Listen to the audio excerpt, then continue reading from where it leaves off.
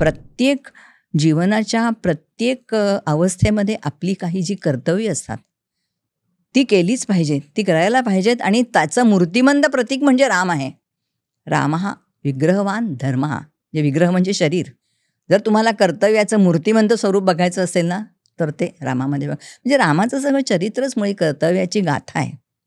म्हणून आम्ही म्हणतो रामाची कथा, कर्तव्याची गाथा, हे सगळं आपल्याला आजच्या घडीला तुम्ही म्हणता ना, की घेतलं की पुष्कळ प्रसंगामध्ये आपल्याला काय आपण रामायण आपल्याला काय शिकवतं हेच शिकवतं ना. रामायणाने आपल्या धर्म, कर्तव्य, कसं कर्तव्य करायचं हेच सांगितलेलं आहे.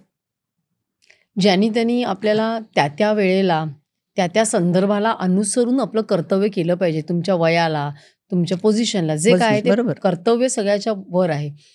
ते खूपच छान तुम्ही सांगितलं. त्याचा तुम्ही सीतेचा संदर्भ दिलात. म्हणजे आपण मजेत म्हणतो ना, अरे अख्खं रामायण ऐकलंस पण रामाची सीता कोण हेच तुला कळलं नाही. तर मला खरंच विचारायचं आहे, कारण सीतेबद्दल इतकं काही वेगवेगळं ऐकू येतं, वेगवेगळे संदर्भ. तर खरंच रामाची सीता कोण? आता हा मराठीतला खवचट प्रश्न आहे बरं का, रामाची सीता कोण. पण ह्या प्रश्नाला, ह्या उपरोधाला, सीता ही रामाची सहोदर बहीण होती आणि नंतर तिचा रामाशी विवाह झाल्यामुळे त्याची पत्नीही होती, असं झकास उत्तर तुम्हाला बौद्ध परंपरेतल्या दशरथ जातकावरनं देता येतं. काय म्हणजे जैन परंपरेमध्ये पौमचर्य म्हणून त्यांचा ग्रंथ आहे. तर जैन परंपरेतल्या रामायणामध्ये तर सीता ही रावण आणि मंदोदरी यांची मुलगी, आणि ती जन्मल्याबरोबर ज्योतिषाने असं भाकीत केलं की ही वडिलांच्या वंशाच्या विच्छेदावर उठेल, वंशाचा सगळा नाश करेल, म्हणून तिला रावणाने सोडून दिली आणि ती जनकाला मिळाली. आता बोला, म्हणजे ही इतकी धक्कादायक तफावत आहे.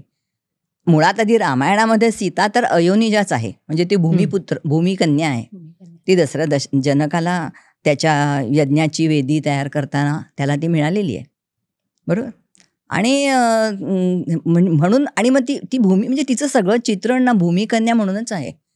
म्हणजे रामायणामध्ये सुद्धा ती कधी कधी रामाला असं म्हणालेली आहे की अरे ह्या अरण्यामधल्या ह्या जी माणसं राहत आहेत, तर त्या सगळ्यांना आपण काय शासन केलंच पाहिजे असं नाही आहे, असं तिने एकदा रामाला म्हटलेलं आहे. ते त्यांच्या परीने राहत आहेत. पण मग राम म्हणाला की नाही, इथल्या समाजामध्ये किंवा इथल्या या वनामध्ये यांनी जर अशांतता माजवलेली आहे, म्हणून मी त्यांचं पारिपत्य करणार, असं रामाने म्हटलेलं आहे. आणि शेवटी मग ती भूमीच्याच उदरामध्ये गडप झालेली आहे. म्हणजे तिचं संपूर्ण वाल्मिकी रामायणातलं चित्रण भूमिकन्या सीता म्हणजे हे जे आहे हे असंच आहे.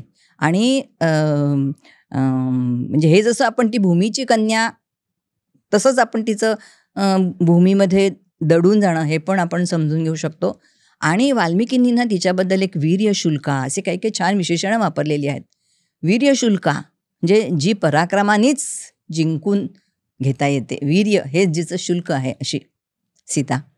आणि आजकाल जर तुम्ही म्हणाल तर रामाने त्याग केल्यानंतर एकल पालकत्व तिने निभावलेलं आहे. जुळ्या मुलांचं एकल पालकत्वच केलेलं आहे. आणि ज्या क्षणी रामाने ती मुलं आपली म्हटली आणि ॲक्सेप्ट केली, त्याबरोबर तिने आपलं आयुष्य संपवलेलं आहे. हे मला खूप भावतं सीतेचं, हे वाल्मिकी रामायणात जे दाखवलेलं आहे.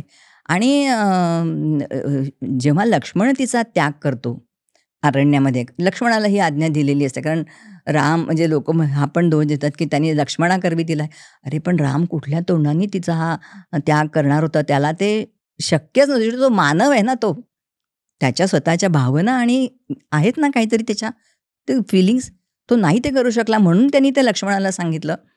तर तेव्हा सीतेला माहीत नसतं की आपल्याला आता वनात हा सोडून जाणार आहे.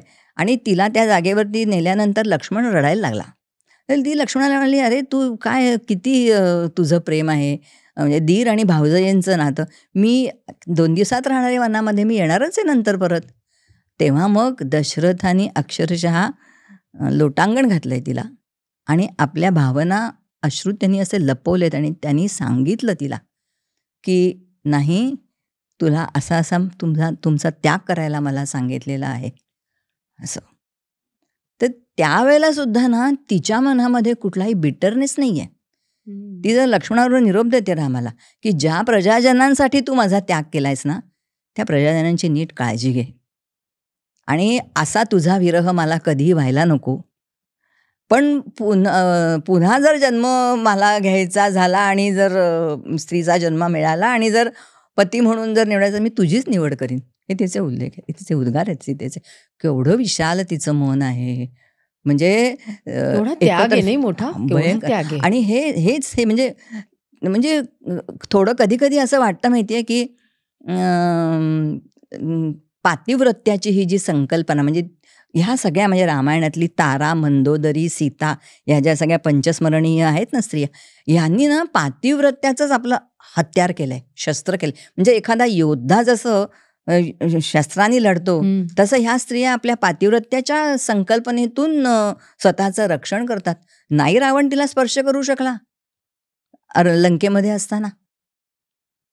ते पातिव्रत्याचं त्यांचं जे, म्हणजे पतिव्रता म्हणजे म्हणून अहो लोकपरंपरेने ना सगळं हे श्रेय सीतेला दिलेलं आहे, की म्हणजे भले रामायण असेल पण त्यांचं रामायण म्हणजे सीतायन आहे. खरं. हो, अगदी. म्हणजे ते तर म्हणतात की राम म्हणू राम नाही सीतेच्या तोलाचा, हिरकणी सीतामाई राम हलक्या दिलाचा.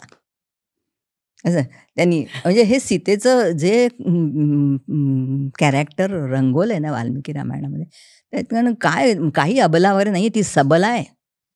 केवढं बळ आहे तिच्याकडे, ते पातिव्रत्याचं किंवा तिच्या अंगभूत इनबिल्ट ज्या क्वालिटीज आहेत त्याच्याचवरती तिने सगळं आयुष्य आपलं नेलेलं आहे, केलेलं आहे. आणि टाकलं तरी तिचा कुठेही तिने काही कुठे दोष रामाला काही हे दिलेले नाही, दूषणं दिलेली नाही आहेत. ॲक्सेप्ट केलं आहे ते सगळं. ही क्लिप शेवटपर्यंत बघितल्याबद्दल खूप खूप धन्यवाद. संपूर्ण एपिसोड बघण्यासाठी खाली दिलेल्या लिंकवर क्लिक करा आणि सर्व काही चॅनलला सबस्क्राईब करायला विसरू नका.